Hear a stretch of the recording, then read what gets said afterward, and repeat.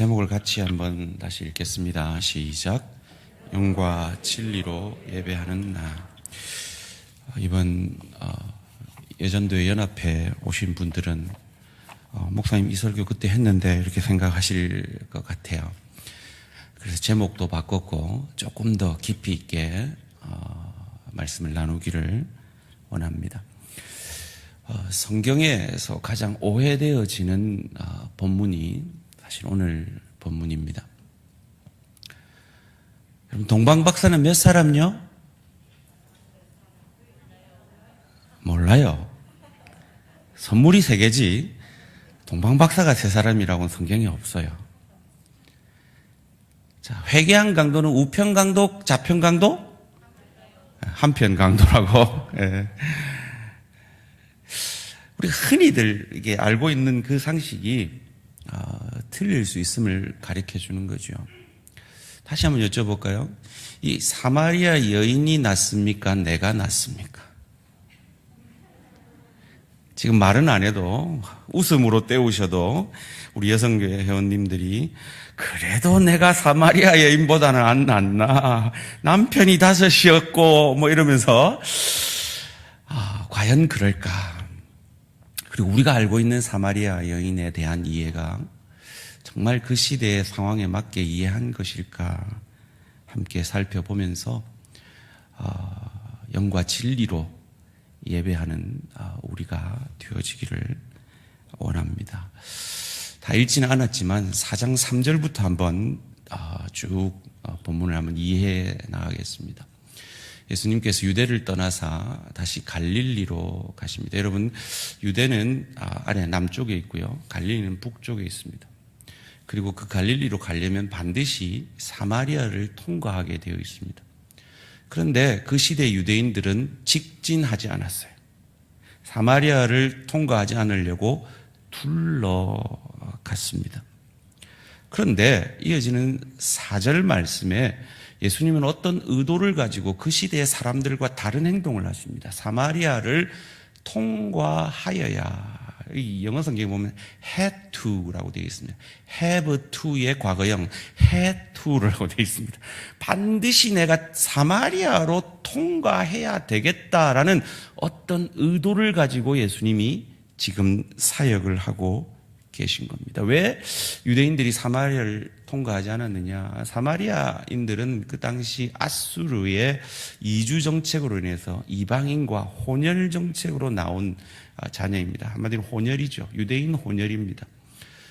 그런데 순수 유대인들은 사마리아인들을 개돼지 취급했습니다. 심지어 사마리아인과 결혼하는 자기 딸의 장례식을 치루었다라는 기록이 남아있을 정도로 사마리아인에 대한 유대인들의 반감은 엄청났습니다. 그런 것을 모르시는 분이 아니신데 예수님이 굳이 일부러 사마리아를 통과해야겠다 하고 의지적으로 사마리아를 통과하고 계십니다. 왜일까요? 그곳에서 뭔가 예수님이 예정하신 일이 있는 거죠. 5절 말씀에 보면 사마리아에 있는 수가라 하는 동네에 이르시니 야곱이 그 아들 요셉에게 준 땅이 가깝고 수가에서 누군가를 만나기를 원하시는 거죠. 6절 말씀에 거기 또 야곱의 우물이 있더라. 예수께서 길 가시다가 피곤하여 우물 곁에 그대로 앉으시니 때가 6시, 성경에 신약 성경에 나오는 시간은 늘 더하기 6을 하면 오늘날의 시간입니다. 정오, 햇빛이 가장 광야에서 따가운 그때, 그 누구도 우물가에 나오지 않는 그때 예수님이 우물가에서 앉아 계십니다.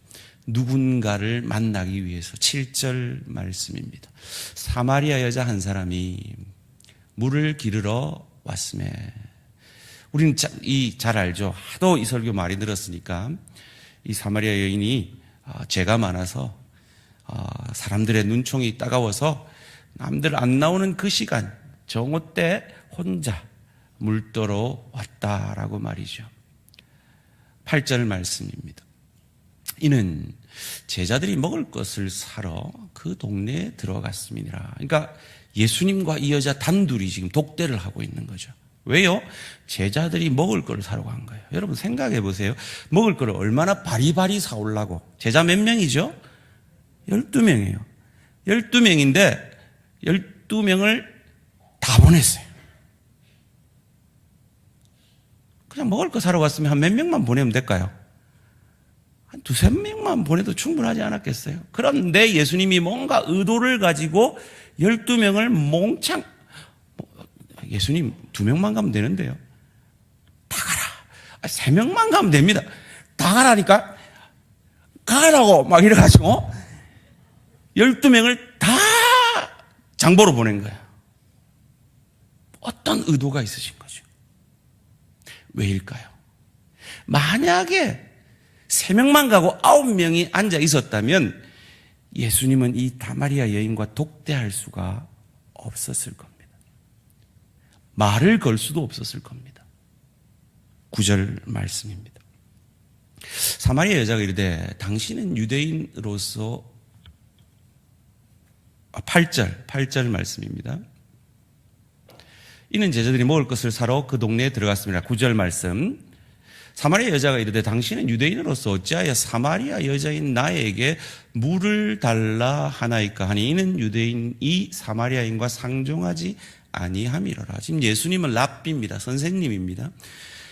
유대인 랍비가 절대로 개인적으로 말을 걸지 않아야 하는 대상이 여자입니다. 유대인 선생으로도 절대로 말을 걸지 않아야 하는 대상이 사마리아인입니다. 그 중에서도 사마리아인이고 여자인데다가 남편 5이 있고 지금은 남편 아닌 남자랑 사는 그 여인한테는 절대로 말을 걸어서는 안 되는 대상에게 지금 예수님이 말을 거니까 이 여자가 너무 의아해서 왜 내한테 말 걸어요? 라고 묻는 겁니다. 이것을 위해서 제자들 다 음식 사러 보낸 거죠. 10절 말씀입니다. 예수께서 대답하여 이르시되 내가 만일 하나님의 선물과 또 내게 물 좀 달라 하는 이가 누구인 줄 알았더라면 내가 그에게 구하였을 것이요 그가 생수를 내게 주었으리라. 지금 네가 당신이 내게 이런 말을 하는데 내가 누군지를 알았으면 내한테 물 달라 했을걸요 라고 예수님이 지금 그 여인에게 접근하신 이유가 영적인 물을 주려는, 영원히 목마르지 않은 물을 주려는 영적 차원에서의 접근이라고 힌트를 주십니다. 그런데 이 여자가 알아듣지를 못해요. 11절 말씀입니다. 여자가 이르되 주여, 여기서 주여는 그리스도님, 구세주님이란 뜻이 아니라 선생님이란 뜻입니다. 선생님, 물기를 그릇도 없고 나한테는 있는데 당신한테는 물기를 그릇도 없잖아요. 근데 당신이 이 우물 깊은데 어디서 당신이 그 생수를 얻어서 내게 주겠습니까? 라고 계속해서 이 여인은 영적인 얘기를 하고 싶은 예수님에게 육적인 차원에서만 답을 하고 있는 겁니다. 12절 말씀입니다. 우리 조상 야곱이 이 우물을 우리에게 주셨고 또 여기서 자기와 자기 아들들과 짐승이 다 마셨는데 당신이 야곱보다 더 크니까 당신이 도대체 뭐길래 내한테 이러세요? 라고 따져 묻습니다. 계속해서 예수님은 그게 아니라 나는 지금 영적으로 얘기하고 있는 거야 라고 13절 14절에서 이렇게 말하십니다.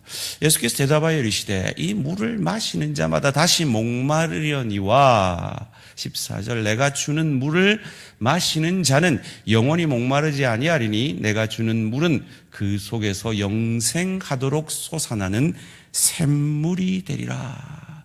영생의 샘물을 말합니다. 근데 여전히 못 알아들어요. 여전히 육적으로만 이해해요. 답이 그렇습니다. 15절 말씀입니다. 15절 여자가 이르되 주여 그런 물을 내게 주사 목마르지도 않고 또 여기 물기르러 오지도 않게 하옵소서. 그런 물 있으면 나한테 주십시오. 내가 지금 사람들 안 만나려고 이 대학볕에 12시에 와서 이 고생을 안 하게 해 주십시오라고 계속해서 육적인 차원에서만 얘기를 합니다. 예수님이 참다가 이 여자가 도저히 말을 못 알아듣는구나. 내가 지금 영적인 차원에서 이 말을 하는 것이다라고 깨우쳐주기 위해서 이 여자의 가장 아픈 구석을 찌릅니다. 16절 말씀입니다. 이르시되 가서 내 남편을 불러오라. 여자가 답하죠. 17절. 여자가 대답하여 이르되 나는 남편이 없나이다. 예수님이 이미 그걸 아시고 말하셨죠. 예수께서 이르시되 내가 남편이 없다 하는 말이 옳도다. 18절. 너에게 남편 5이 있었고 지금 있는 자도 내 남편이 아니니 내 말이 참되도다. 계속 띄워주시고요. 이 18절 말씀이 이 해석의 키포인트입니다. 이 18절 말씀을 우리가 그 시대의 배경으로 해석하지 않고 오늘 21세기의 시대의 배경으로 해석을 하다 보니까 이 해석이 전혀 딴판으로 되어진 거죠. 자, 우리 젊은 여성교회 회원님들 여쭙겠습니다. 여러분은 지금 마음만 먹으면 남편 갈아치울 수 있습니까? 없습니까?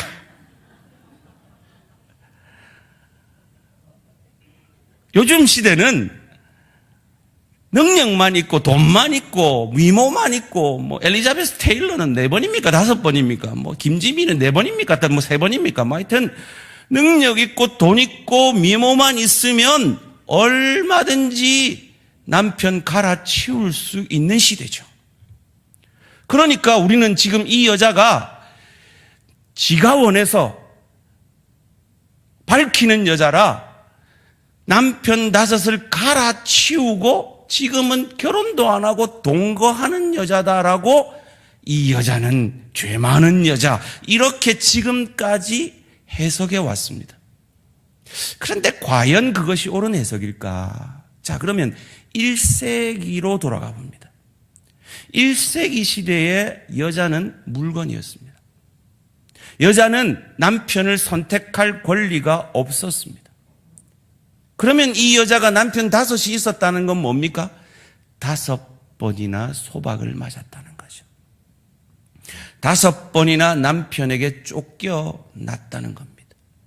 그리고 지금은 목구멍이 포도청이나 먹고 사는 그 문제 때문에 남편 아닌 그 남자의 힘을 빌어 겨우 먹고 살고 있는 가녀린 여인인 거죠. 색을 밝히는 여자가 아니라 피해자이면서도 그 시대 문화 속에서 피해자인 자기가, 가해자는 남자고 남편들 그 5 남편이 가해자인데 피해자인 자기가 마치 가해자처럼 손가락질 받고 있는 가냘픈 여인이 남들의 눈을 피해서 아무도 오지 않는 그 우물가에 떼약볕이 가장 매서운 12시에 물 기르러 온 여인이라는 거죠. 이 여인이 형편이 났습니까? 내가 형편이 났습니까? 그 마음에 안 드는 그 남편 있는 내가 낫습니까? 남편 5한테 쫓겨나고 남편 아닌 남자랑 사는 그 여인이 낫습니까? 소원합니다. 우리 여성교회 젊은 회원님들 남편을 감사하시기를 주님의 이름으로 축원합니다. 아멘 할 때까지 주님의 이름으로 축원합니다. 가냘픈 여인, 소외된 여인이죠. 그래서 우리가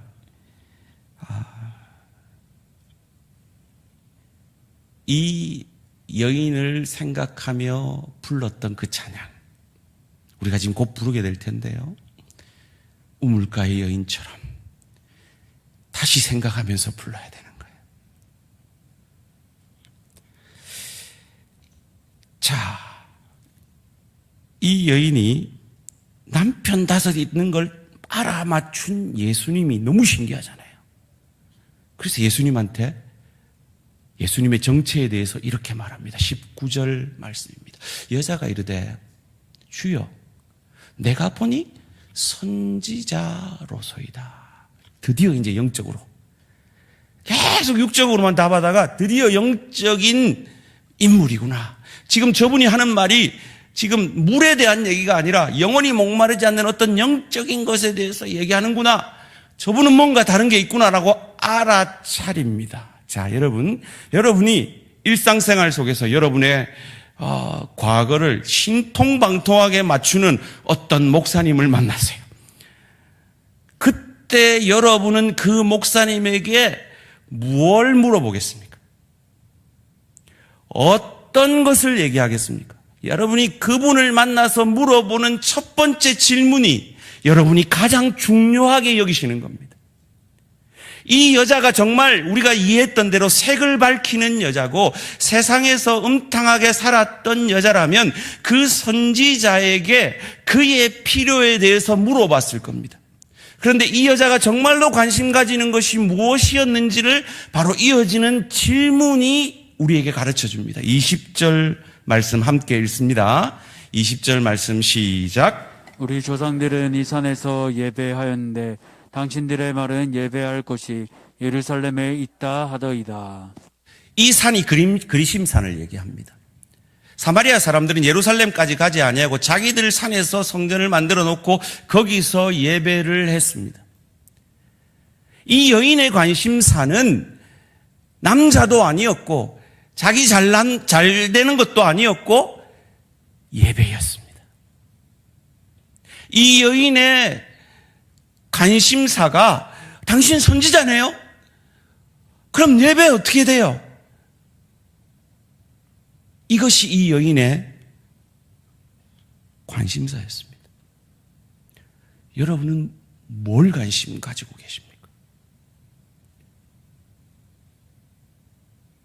여러분 선지자를 만나면, 아니 좀 더 여러분 마음에 와닿게 지인이를 만나면 뭘 구하시겠습니까? 이 여인은 예배 어떻게 드려요? 예배에 온 관심이 있는 여인이었단 말이죠. 그때 예수님이 21절에 이렇게 답하십니다. 예수께서 이르시되 여자여 내 말을 믿어라. 이 산에서도 말고 예루살렘에서도 말고 너희가 아버지께 예배할 때가 이르리라. 장소가 중요한 게 아닌 때가 온다라는 거죠. 그러면서 이어지는 22절에서 이렇게 말씀하십니다. 너희는 알지 못하는 것을 예배하고 우리는 아는 것을 예배하노니 이는 구원이 유대인에게서 남이라. 다윗의 자손 예수를 통해서 오실 메시아에 대해서 이제 드디어 예수님이 말씀하고 계시는 것입니다. 그리고 23절에 아버지께 참되게 예배하는 자들은 영과 진리로 예배할 때가 오나니 곧 이때라.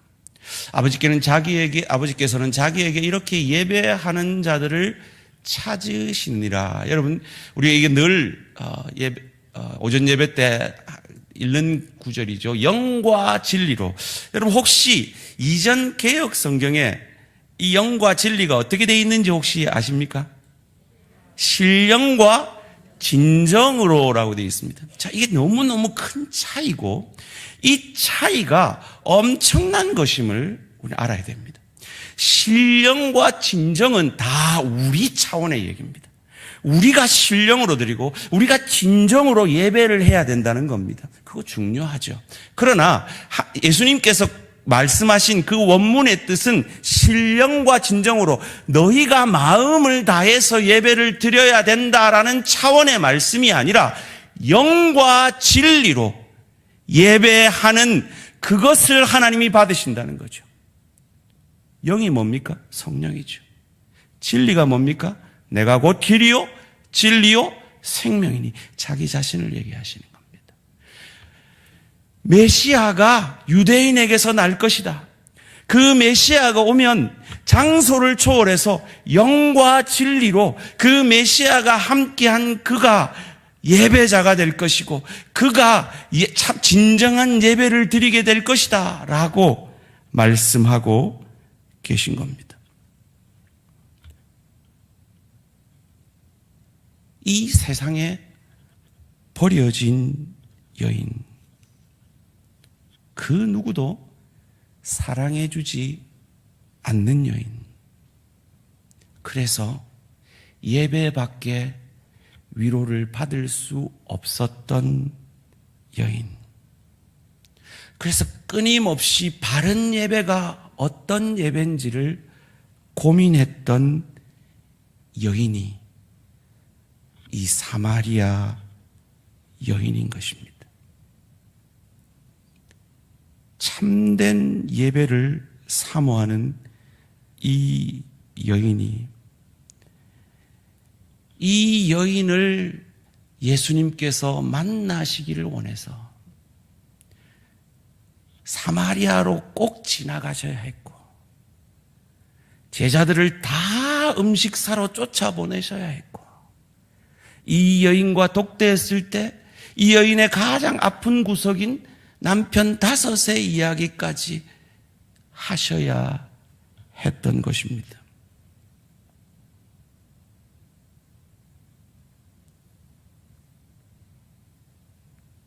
그리고 주님은 이 여인을 만나 주셨습니다. 기억하십시오. 우리 여러분들이, 특별히 오늘 헌신 예배를 드리는 우리 전도의 여러분들이 예배를 사모하여서 주님을 만나기를 이 사마리아 여인처럼 원하신다면 주님은 만나 주실 것임을 믿으시기를 주님의 이름으로 축원합니다. 그 세상의 그 모든 시선에도 불구하고 사마리아로 통과하셔서까지 반항하는 제자들을 다 12명이나 음식을 사러 보내시면서까지 랍비로서는 도저히 할 수 없는 그 일을 하시면서까지도 이 여인을 만나기를 원하셨던 주님께서 예배를 사모함으로 주님 앞에 나아오는 우리를 주님께서 만나 주실 것임을 믿으시기 바랍니다. 먼저 그 나라와 그 의를 구한 이 여인을 만나 주신 것입니다. 이 여인을 제가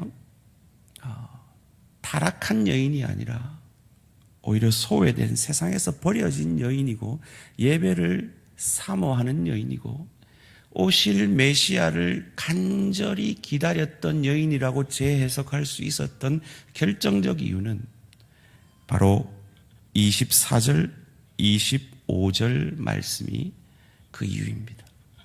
24절, 25절 하나님은 영이시니 예배하는 자가 영과 진리로 예배할지니라. 영과 진리가 누구라 그랬습니까? 자기 자신, 오실 메시아인 그리스도다라고 가르쳐 주십니다. 이때 이 여인의 바로 이어지는 질문이 이 여인을 재해석하는 가장 큰 근거입니다. 여자가 이르되 메시아 곧 그리스도라 하는 이가 오실 줄을 내가 아노니 그가 오시면 모든 것을 우리에게 알려주시리이다.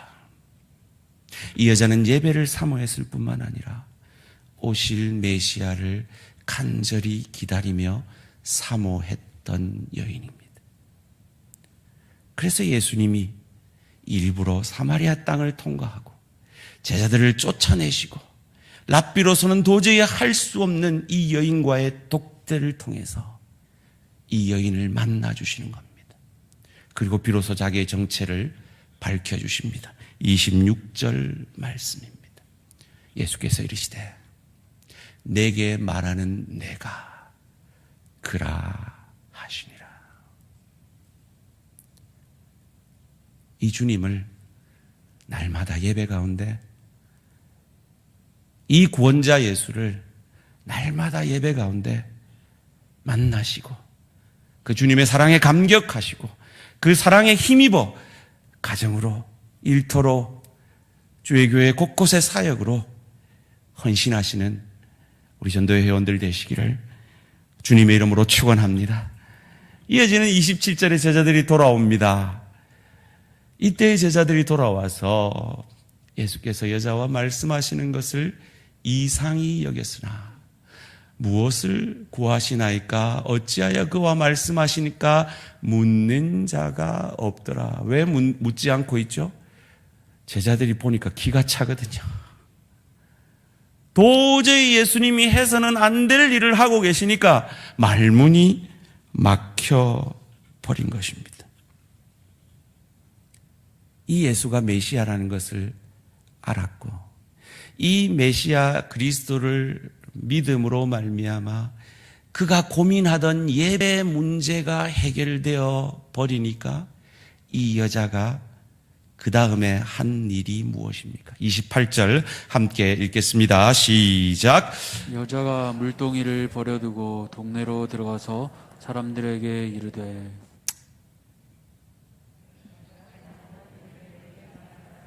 써보라 이는 그리스도가 아니냐 하니.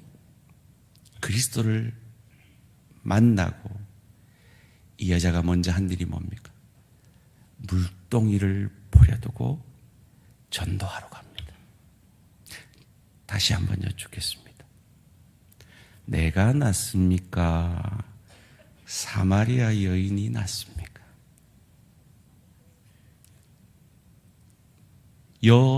여전도회죠.